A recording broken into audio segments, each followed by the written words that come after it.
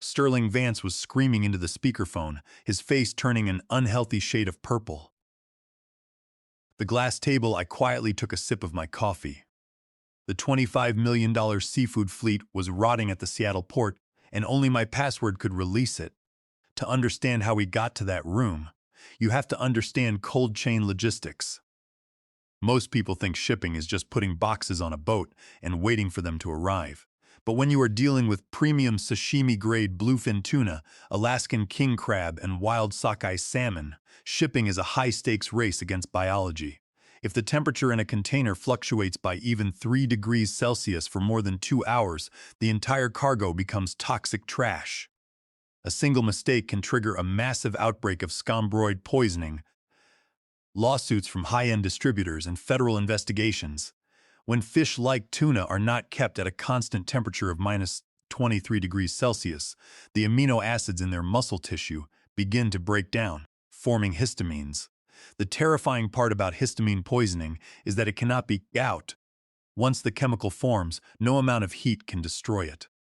A customer eats a piece of high-end sushi, and within minutes, they are in anaphylactic shock. As the director of logistics, that was the nightmare that kept me awake at night. For 15 years, I was the senior director of cold chain operations at Apex Foods. My job was simple: keep the cargo frozen, keep the paperwork clean, and keep the federal inspectors happy. I spent my days staring at telemetry screens, tracking shipping lanes from Hokkaido to Bristol Bay, and ensuring every single container complied with the Food and Drug Administration's Food Safety Modernization Act. Specifically, the sanitary transportation rules under Title 21 of the Code of Federal Regulations, Part 1. Under these federal laws, you cannot just tell the government that your fish stayed frozen. You have to prove it. The Food and Drug Administration requires continuous, tamper-proof, time-stamped temperature logs for the entire transit duration. If there is a single 6-hour gap in your data, the inspectors will refuse to clear the cargo. To guarantee this compliance, I had built our entire logistics network around a lease contract with Polaris Reefer Leasing. Their smart containers were the gold standard of the industry. Each container was equipped with an integrated Polaris Sentinel telemetry system, a hardwired unit containing GPS, temperature probes, and a cellular satellite transmitter. Every 10 minutes, the system uploaded encrypted climate data directly to the Polaris cloud. At the end of the voyage, the Polaris portal automatically generated a Certified Food Safety Modernization Act certificate of transit. It was foolproof, secure, and accepted by United States Customs and the Food and Drug Administration without question. But it was also expensive. We paid a premium for the lease and a monthly subscription fee for the API integration that pulled those certificates directly into our enterprise resource planning system. The trouble started when Oakwood Capital, a mid-market private equity firm represented by managing partner Richard Vance, bought a majority stake in Apex Foods from our founder, Arthur Pendleton.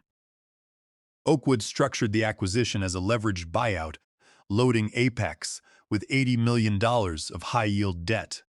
To service the interest payments and hit their projected internal rate of return, Oakwood needed to squeeze 20% out of our annual operating expenses. Within the first 12 months, during the pre-acquisition due diligence phase, Oakwood sent a team of junior analysts to review our books. I sat in a conference room with a 25-year-old analyst named Trent, who pointed at our logistics budget. He asked why we were spending $600 more per container with Polaris compared to standard leasing agencies, and why we were paying a monthly software licensing fee for telemetry API feeds. I explained that our supply chain began at the Toyosu market in Tokyo, where our local buyers bid on premium bluefin tuna. The fish was flash frozen at minus 50 degrees Celsius, packed in vacuum-sealed crates, and loaded into Polaris reefers at the port of Tokyo. I told him that the Polaris Sentinel system allowed us to monitor the temperature in real time as the vessel crossed the Pacific. If a refrigeration compressor failed at sea, we knew about it instantly and could coordinate with the ship's crew to fix it before the cargo spoiled. More importantly, I explained that the automated certificates were our only legal shield under the FDA sanitary transportation rules. Trent had looked at me with the polite condescension common among junior analysts. He told me that our logistics model suffered from vendor capture and corporate inertia. He argued that we could save $400,000 a quarter by switching to basic containers and having the port operators write down the temperatures manually upon arrival. I warned him that manual logs were heavily scrutinized by customs and easily faked, but he had already written down his cost-saving recommendation on his spreadsheet. Once the buyout was finalized, Oakwood appointed Sterling Vance as our new chief operating officer. Sterling was 38, wore custom-tailored Italian suits, and spoke in the clipped, aggressive buzzwords of corporate restructuring. He had spent his career managing supply chains for discount retail chains, where a shipping delay just meant shelves stayed empty of plastic toys for a few days. He had no concept of biological degradation or federal import regulations. Accompanying Sterling was Regina Cross, the new Human Resources Director. Regina was his enforcer.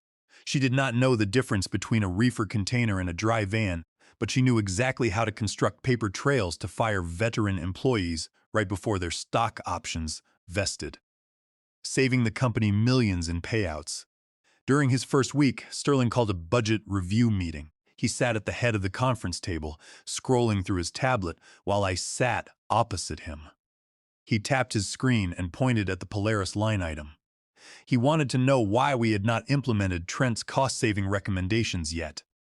He said we could save a fortune by canceling the Polaris contract early, returning their smart containers, and signing a contract with a local trucking subcontractor, Northwest Freight Carriers, who would use basic containers.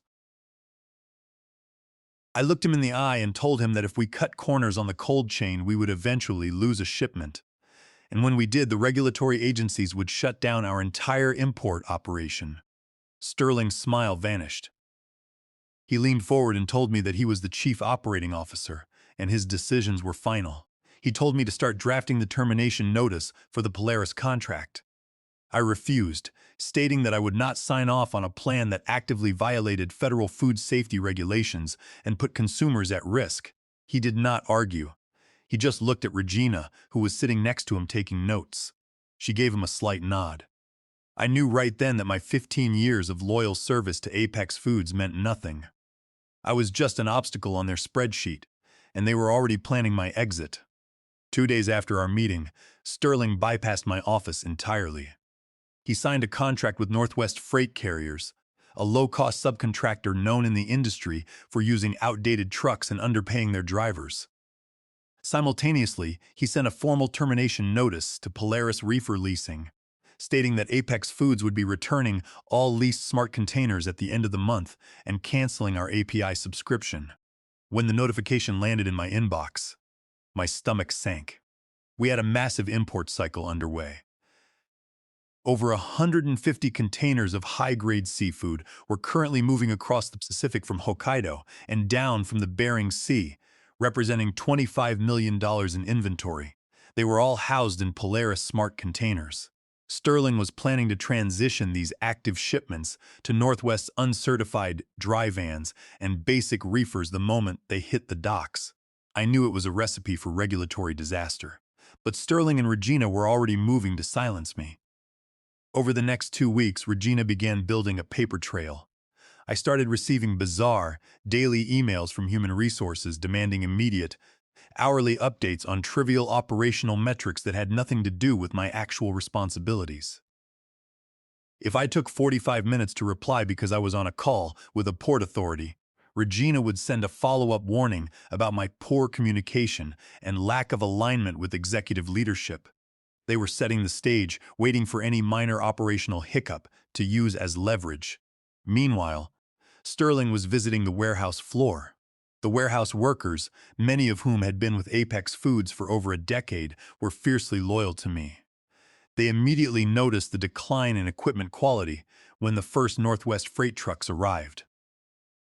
The drivers did not know how to operate the cooling units, and the trucks lacked backup generator systems. When the warehouse manager, a veteran named Dave, refused to sign off on a shipment because the truck's analog thermometer read several degrees too high, Sterling intervened personally. Sterling stood on the shipping dock, surrounded by the hum of forklifts and in full view of 10 workers, and verbally ordered Dave to bypass the digital logging requirements. He told Dave to just write down compliant temperatures on a paper sheet and sign it. When Dave objected, pointing out that falsifying logs violated federal safety standards, Sterling raised his voice, telling Dave that his job was to move boxes, not play inspector. He threatened to fire Dave on the spot for insubordination if he did not sign the sheet. My assistant, a sharp junior coordinator named Leo, was standing nearby. Knowing my strict stance on compliance, Leo discreetly recorded the entire verbal exchange on his phone. Since the conversation took place on an open, loud shipping dock in front of numerous employees, there was no expectation of privacy, meaning the recording did not violate Washington state's wiretapping laws. Over the next week, Sterling sent several emails to the warehouse managers instructing them to backdate temperature logs for Northwest shipments using a shared digital spreadsheet. Leo was smart enough to systematically archive the metadata of these digital files, proving that the temperature entries were created days after the shipments had already arrived rather than in real time. He forwarded all the audio recordings, email threads, and metadata spreadsheets to my personal email address for safekeeping. It did not take long for the first failure to occur. A shipment of frozen Pacific cod, transported by one of Northwest Freight's cheap local trucks, arrived at our Seattle distribution center. When the warehouse crew opened the doors, they found the temperature inside the truck had risen to 5 degrees Celsius. The cod was soft, ruined, and had to be discarded. The driver had failed to monitor the manual fuel gauge on the container's cooling generator, causing the refrigeration unit to run out of diesel halfway through the transit. When I demanded the manual temperature log from Northwest, the carrier refused to produce it, knowing it would prove their driver's negligence. Within 2 hours of the incident, I was summoned to Regina's office. Sterling was already there, leaning against the windowsill, looking out at the Seattle rain. Regina sat behind her desk, a thick manila folder open in front of her. The atmosphere was cold, calculated, and entirely rehearsed. Regina used classic corporate gaslighting tactics, speaking in a calm, patronizing tone. She told me that the company had lost confidence in my leadership and that my resistance to the new vendor integration had created a toxic environment that directly resulted in the spoiled cod. Regina did not ask for my explanation. She simply handed me a document. It was a formal termination notice for gross negligence and willful failure to perform my duties. Sterling turned from the window.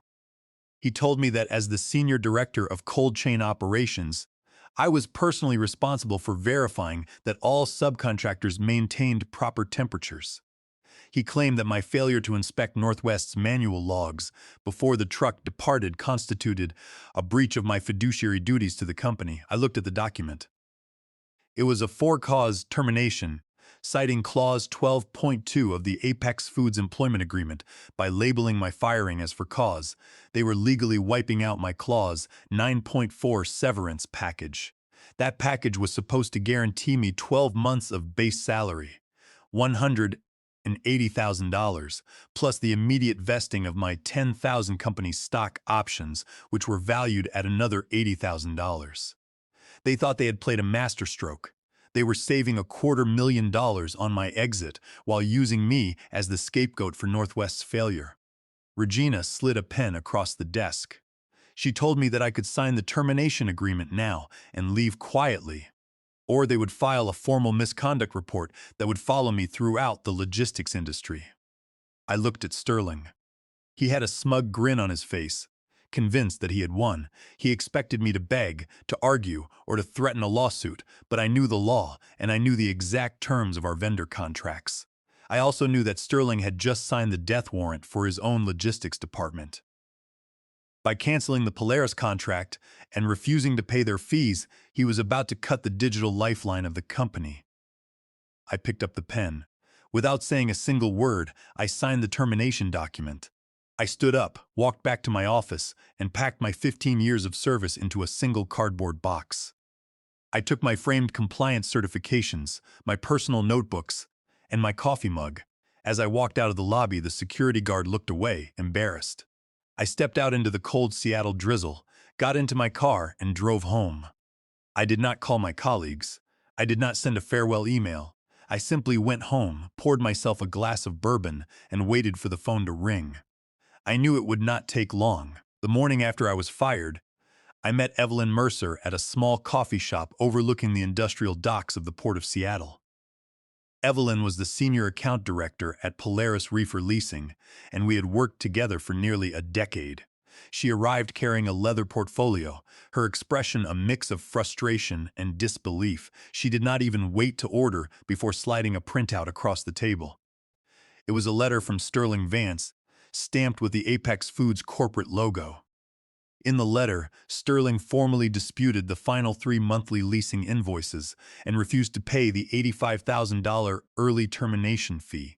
He claimed that Polaris's telemetry units were defective, citing the spoiled cod incident with Northwest Freight as proof. He wrote that Apex Foods was withholding all outstanding payments until a full forensic audit of the containers was conducted by a third party. It was a blatant, amateurish lie. Sterling was trying to bully a multi-billion-dollar leasing firm to save a few pennies and justify his cost-cutting spreadsheet to the board. Evelyn asked me what was going on at Apex. She wanted to know why we were suddenly acting like a fly-by-night operation. I took a sip of my coffee and told her the truth. I told her I had been fired the previous afternoon, framed for the spoiled cod to save the company my severance package. Evelyn's face hardened. She had personally negotiated the master lease agreement with me 3 years ago. She knew every comma, every clause, and every liability trigger in that document. She explained that she had spent the previous afternoon in a heated debate with Polaris's chief legal officer. The lawyer had initially expressed concern about cutting off API telemetry access to active cargo worth $25 million, warning that Apex might sue Polaris for tortious interference or consequential damages if the seafood spoiled. However, Evelyn had pointed out the exact wording of Section 14.3 of our agreement, alongside Sterling's letter. Under Article 2A of the Uniform Commercial Code, which governs leases of goods, Sterling's written declaration that Apex would refuse to pay any outstanding or future invoices constituted a clear case of anticipatory repudiation. By explicitly rejecting their payment obligations, Apex had legally waived their right to the standard notice and cure period. Under the doctrine of anticipatory breach, Polaris's legal counsel agreed that the contract was breached immediately. Furthermore, since the telemetry was hosted on Polaris's cloud servers, a digital lockout of the database did not constitute a physical repossession of the reefers, meaning Polaris was fully within its legal rights to suspend the data feeds without liability. Evelyn pulled out her laptop, booted up her secure VPN, and logged into the Polaris Enterprise portal. She turned the screen toward me. The Apex Foods account profile was flashing yellow, with several billing lines highlighted in red. She tapped a final confirmation key on her keyboard, approving the system-generated suspension order. At midnight, the API authorization tokens for Apex Foods were revoked. The data feeds cut off, leaving their logistics dashboard completely blind. The $25 million fleet was still days away, sailing silently across the Pacific, carrying cargo that was about to become legally radioactive. 5 days after my departure, the container ships finally docked at the Port of Seattle. The physical landscape of Terminal 18 was a chaotic maze of steel and salt. Giant gantry cranes loomed over the docks, their massive spreader bars lowering containers onto terminal chassis with a heavy metal clang. Longshoremen in high-visibility vests moved between the stacks, connecting the newly arrived refrigerated containers to the port's high-voltage electrical grid. The mechanical hum of hundreds of individual reefer compressors echoed across the concrete docks as they struggled to maintain their frozen temperatures against the humid sea air. At Apex Foods headquarters, the customs brokerage team prepared to clear the first shipment of 40 containers containing Hokkaido bluefin tuna. They logged into the Enterprise Resource Planning portal, clicked on the Transit Documentation tab, and clicked the button to generate the ESMA certificates of transit. Instead of the usual PDF certificate, the screen flashed a red error message. 403 forbidden. Subscription suspended. API endpoint uneachable. The customs manager tried to refresh the page. He tried to log in directly to the Polaris customer portal, but his credentials had been deactivated. He immediately called the IT department, thinking it was a local network glitch. The IT director ran a diagnostic check and delivered the bad news. The connection had not failed. Polaris has actively revoked Apex's security tokens. The database was completely inaccessible. Without the certificates, the food inspectors at the Port of Seattle refused to clear the shipment.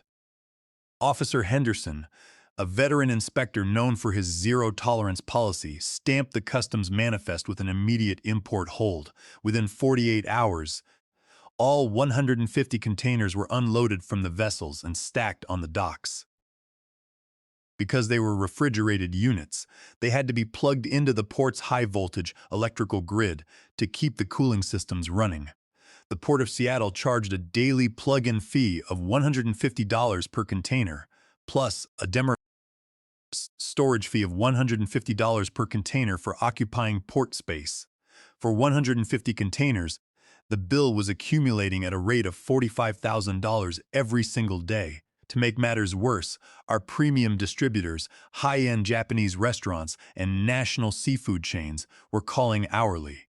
They had promotions scheduled, and their inventory was trapped on the docks. If the fish was not delivered within 72 hours, the distributors would file breach of contract lawsuits, claiming millions in damages for lost business.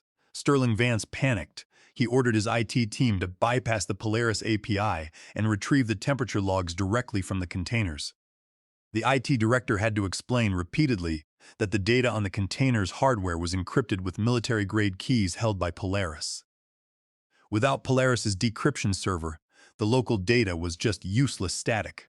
By the third day of the lockdown, the port fees had reached $135,000, and the distributors were threatening legal action. Sterling's corporate facade shattered. As the financial penalties escalated, the crisis caught the attention of Oakwood Capital. Richard Vance, the managing partner of the private equity firm, was alerted to the port hold by the audit team. Realizing that their $80 million investment was at risk of a catastrophic regulatory write-down, Richard immediately boarded a flight from San Francisco to Seattle. He called an emergency meeting of the board of directors, demanding to know how a cost-saving measure had turned into a multi-million-dollar bottleneck. Sterling Vance was forced to admit that they had no way to generate the FDA-required temperature logs, and that the entire $25 million inventory was locked in a regulatory stalemate. Sterling's position was rapidly deteriorating. I was sitting in my living room, reading a book, when my phone rang. The caller ID showed the Apex Foods executive suite. I let it ring 3 times before picking it up. Sterling did not say hello. He was screaming so loud I had to hold the phone away from my ear. He accused me of hacking the company's servers, changing administrative passwords, and sabotaging the logistics network. He threatened to contact the FBI and have me prosecuted under the Computer Fraud and Abuse Act. I stayed completely calm. I did not interrupt him. When he finally ran out of breath, I clicked the button to add a third party to the call. I introduced Robert Stone, my labor attorney. Robert had spent the last 2 days reviewing my termination papers, my employment contract, and the Polaris master lease agreement. Robert's voice was smooth, measured, and completely devoid of emotion. He warned Sterling that making false accusations of criminal activity was actionable under Washington state defamation laws. He then read from the Polaris contract, pointing out that Apex Foods had been placed in default because Sterling had signed a letter refusing to pay the outstanding invoices. Robert explained that Polaris had simply exercised its rights under Section 14.3 of the agreement. There was no hacking, no database deletion, and no sabotage. It was a standard business lockout for non-payment. Sterling's voice dropped an octave, the anger replaced by desperation. He demanded that I log in and restore the connection. He said the company would pay me a consulting fee to fix the issue. I spoke up for the first time.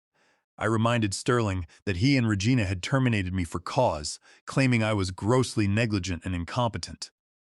I told him that my network credentials had been deleted by HR, and I no longer had any legal authority to act on behalf of Apex Foods. I suggested he contact the new carrier he had hired to see if they could manually generate the certificates. I clicked the end call button. Meanwhile, at Apex headquarters, Arthur Pendleton, corporate general counsel Charles Foster, and Oakwood Capital's managing partner Richard Vance were in a closed-door meeting before the board convened. Charles was blunt. He warned Arthur and Richard that they had zero legal grounds to sue Polaris or myself. He explained that Sterling's written refusal to pay constituted a clear contractual default under the master lease agreement. More importantly, Charles detailed the federal criminal liabilities they were facing. He explained that Sterling's written instructions to the warehouse staff to falsify temperature logs violated U.S. Code, Title 18, Section 1001, which makes it a federal felony to falsify or conceal material facts in federal matters. Charles warned them that if the FDA discovered the forgery, the company faced immediate shutdown, revocation of their import license, and personal criminal indictments for the board members. Furthermore, Charles warned that firing me immediately after I refused to violate FDA regulations exposed the company to massive whistleblower liabilities under Section 1012 of the Food Safety Modernization Act. On the fourth day of the port lockdown, the total demurrage and plug-in fees at the Port of Seattle hit $180,000.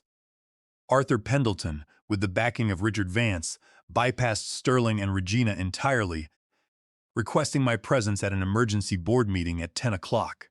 I agreed, but only on the condition that my attorney, Robert Stone, sat next to me. When we walked into the glass boardroom on the 20th floor, the tension was suffocating. Sterling Vance sat at the far corner of the table, his tie loosened, looking pale and exhausted. Regina Cross sat beside him, nervously tapping her pen on a notepad. Arthur Pendleton sat at the head of the table, flanked by Richard Vance, 3 other board members, and Charles Foster. Arthur did not waste time. He looked at me and asked what it would take to get the data feeds restored and the cargo released.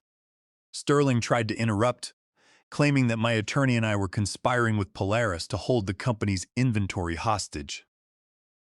Arthur slammed his hand on the table, telling Sterling to shut his mouth and sit down. Robert Stone then opened his briefcase and handed Arthur and Richard Vance a printed folder. Inside were copies of my original warning emails to Sterling, detailing the regulatory risks of canceling the Polaris contract. But the real blow was the audio recording and digital log provided by my assistant, Leo. Arthur played the recording on the boardroom speaker. The board members listened to Sterling's voice, clearly ordering the warehouse managers to falsify the manual temperature logs to bypass FDA inspections. Arthur looked directly at Sterling and Regina. He announced that the board, representing both the original shareholders and Oakwood Capital's majority interest, was formally voting to suspend both of them immediately without pay, pending a full internal investigation, and that the company would be cooperating rightfully fully with federal regulators regarding the attempted log falsification. Security was called, and they were escorted out of the building. Once the door closed behind them, Arthur turned back to me. He asked how we could save the shipment.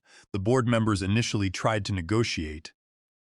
One of them suggested that they pay the outstanding Polaris invoices and reinstate my original salary, but without the vice president title or the stock options. Robert Stone immediately intervened. He cited Section 1012 of the Food Safety Modernization Act whistleblower protection. He pointed out that if we proceeded to file a formal whistleblower complaint with the Department of Labor, the federal government would initiate a public investigation that would freeze all of Apex's import activities indefinitely. Robert made it clear that my reinstatement was not a negotiation, but a settlement of a clear wrongful termination claim. The board members looked at Charles Foster, who gave them a slow, silent nod of agreement. Richard Vance spoke up, stating that Oakwood Capital would not risk their $80 million investment over a personal dispute, and voted to approve my terms. Arthur signed the new employment agreement on the spot. First, Apex Foods had to immediately wire the outstanding $35,000 in overdue invoices and the $85,000 early termination fee to Polaris Reefer Leasing to restore the API keys and release the data.